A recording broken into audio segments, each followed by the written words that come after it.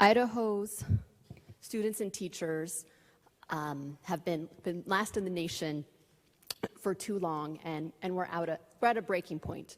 And we heard about some of those stresses in the committee hearing this morning with testimony from our education stakeholders. We know our facilities are in disrepair, classrooms are overcrowded, vacancies are hard to fill.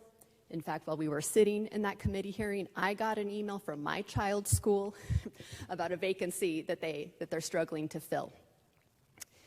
Idaho values education. We value our children, and it's time for us in this body to honor that and to do better by our schools. It shouldn't have taken those 1,000 plus volunteers and their thousands of volunteer hours and the 100,000 voters who signed on to the Quality Education Act to create the pressure to do something. But it seems that was necessary apparently to get us to wake up, and now we have our backs against the wall, and so now we have this here before us. This bill is clearly a response to and an end run around the education initiative. I've never seen a tax bill with an effective date of January 3rd. I don't think any of you have either.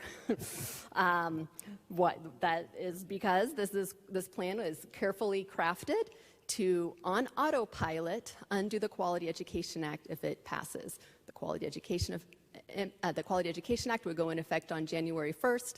While we are lame duck legislators and not in session, this will undo it within 48 hours automatically. That's certainly in line with a lot of efforts of this body to undermine the ballot initiative process. But this is new, and I hope we won't make a habit out of it. It certainly violates the spirit of the Idaho Constitution, which is to give voters the right to make laws on their own when they choose and go through those steps. Because our schools are so desperate and the need is so urgent, I will support this bill in the spirit of doing right by our schools, but my support is qualified, and I need to explain the several ways in which this bill misses the mark. First, a change happened, I think, in the last 24 hours that's really unfortunate. We say we're here today to address inflation, and an earlier version of this bill that was floated had an inflation adjustment so that the funds that we dedicate to education would also increase over time in the out years. It's really unfortunate that the tax pieces of this will adjust for inflation, but our commitment to kids will erode over time in this bill. That's unfortunate. Let's talk about the income tax change. This is a huge sweeping change we're making over the course of, 5-6 hours. If you go back in history, in 1931, that's when Idaho first enacted its income tax, actually in an extraordinary session, just like we're doing today. It was enacted with bipartisan support and to ease pressure on property taxes, actually. So the bill was about reducing pressure on property taxes and balancing out the way we collect revenue. And I worry, based on what we've seen, that we're actually doing the opposite here, and we have been doing it for years. We're moving away from that balance. This body keeps trimming and cutting down those income taxes and compressing the bands, but never cutting the sales tax, for example, never addressing our increasing property taxes. And so our balance, we're losing that balance, and it's harming Idahoans in ways that they're feeling and they're telling us about. In those days, from the very beginning, we had 4 bands with significant levels of income between them, and the top band paid a marginal rate that was 4 times that of that original band. And I think that's a really important piece of our history. We've always asked people who are doing really well and making plenty of income to pay a little bit larger share of their income than people who are scraping by and just making ends meet, because why would we want to tax people into poverty? I don't think we want to do that. That hurts families, that hurts kids. So embedded in that income tax structure we've always had was a value about asking people to pay a little bit more if they're doing really well. And that's what the Quality Education Act did as well. So now we're moving a large majority of taxpayers into just one band, with a very smaller group that will be in that first exempt band. And it's changing what we're saying about our values. We're saying that if you are a teacher, you pay the same marginal tax rate as the CEO. And it moves us further away from ever getting back to a balance of that. And I think the balance across our types of taxes is also important. This bill reduces the income and corporate income tax rate to 5.8%, which is less than the sales tax of 6%. That means a corporation pays a lower tax rate on its profits than working class Idahoans pay for food, for diapers, for medicines, and other basic necessities. Do those sound like Idaho values? It doesn't sound like my value. And it doesn't matter with this new flat structure. It doesn't matter if the profits are 50 million. It doesn't matter if your family's income is 5 million. You still pay the same rate as people who are scraping for every dollar and work paycheck to paycheck. You can imagine a single paraprofessional working in our schools, maybe assisting kids who need a little extra help with reading. Her ongoing tax savings under this income tax is $33 a year. Not much to write home about.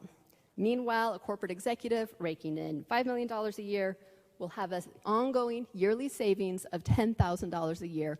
And this is on top of the tax cuts, the lopsided tax cuts we've been passing over the past few years. And they will both face that same marginal tax rate. If she gets a raise of $1,000, she pays the same additional income as the CPO. And why can't we ever reduce the sales tax? The people who are hit hardest by the sales tax don't get to come into this building usually. They're usually at work when we're doing our things. They don't get to come and lobby and testify, but we need to be thinking about them too, because their pocketbooks matter, and they're struggling. They're struggling with rising property taxes, rising home prices, rising rents, and everything else that we've been talking about. So that's my concern with this change to the income tax rate to cut. Let's talk about those lopsided rebates. These rebates are better than the versions that we've seen before, which came in at $50 for the minimum or $75 minimum in the last round.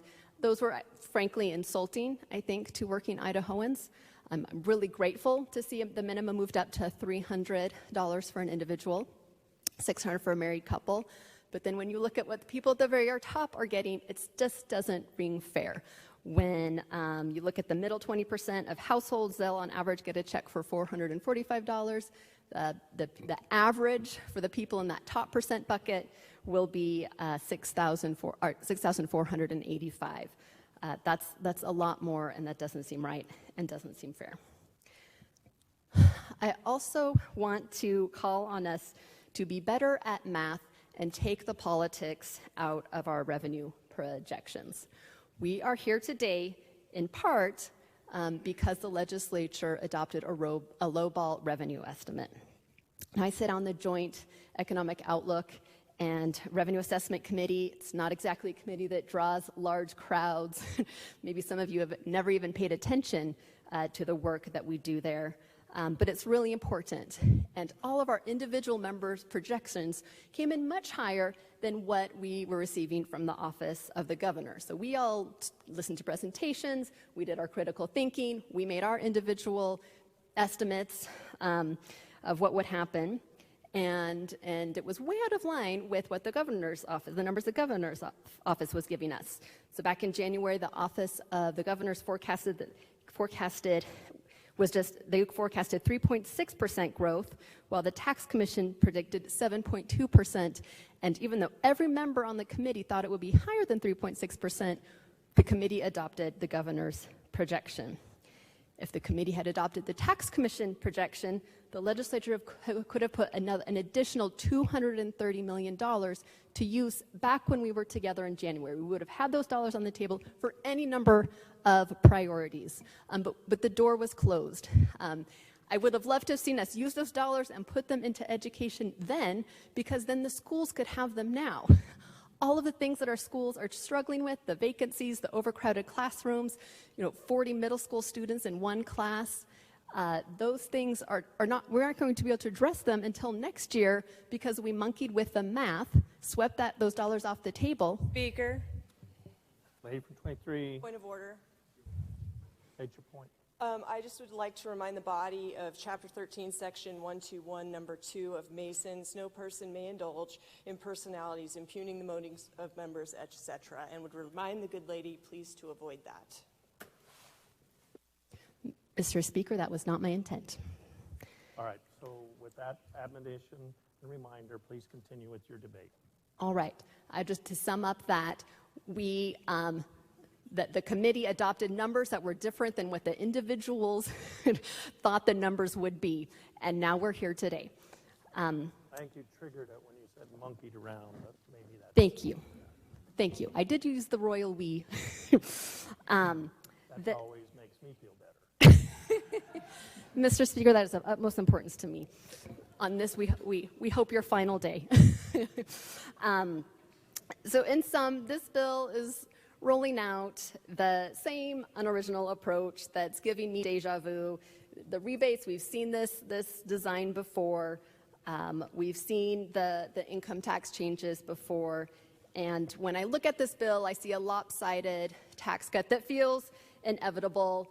I throw myself in front of the oncoming train every time, and it runs me right over. It doesn't seem to make a difference, but it feels important to me to express my values and what I think we ought to be doing with these revenue dollars and the tax changes that we could be making that would really lift up working families. What's different for me today is that we have a commitment, an opportunity to really invest in education and to make a commitment for future investment in our schools. We might move up a couple notches from 51st to 49th, and that's an important step. Our work is not done, but it's critical that we do something. In a previous career, I advocated for children's issues, and I had a mentor who did similar work in a state with a similar political environment. And he used to say, you can't get anything for children unless the rich get more. And I'm sad that seems to be the truth, but I will be voting yes for our kids, and I urge you all to do the same. Thanks.